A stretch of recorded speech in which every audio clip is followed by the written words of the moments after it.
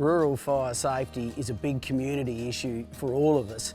We work really well with the CFS, and on those days when we have an incident, there's certainly really good communication on water sources, and sometimes we might use our units to fill CFS units.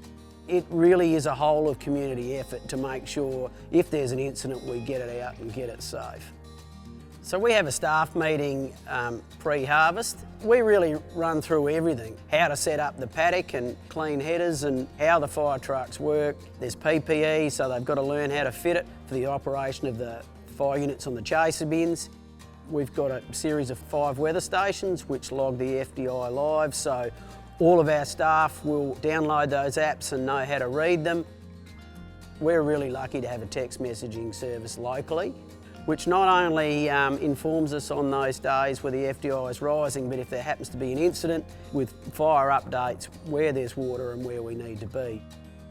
On those high fire danger days when we're harvesting, we just go to that next level of vigilance. We get 3 laps around the paddock. If we've got assets or a town on the south side, we'll get that harvested the night before, so we've got a big buffer. The fire trucks are quite strategically located, and generally we'll have the compressors there, so if the harvesters need to be blown off and anything comes off them, they're right by the fire units.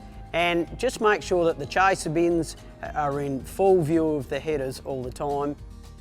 A great tool to check during the day is just those infrared thermometers and pick a cold bearing from a hot bearing that might be potentially failing.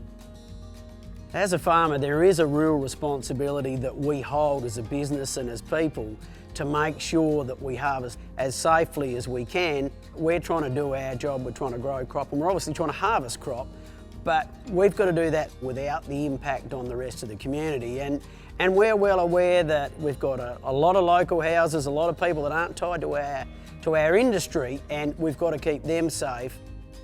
I think as an industry we're building those standards to the point now we're professional operators, and the amount of investment we're putting into our firefighting capability, our level of knowledge and our accountability really, and if we feel that FDI is getting up, we just pull up. You don't enjoy that loss of productivity, but ultimately we're aiming to be safe. We want to be in business for the next, for generations to continue, and I think that's all just part of what professional farmers do.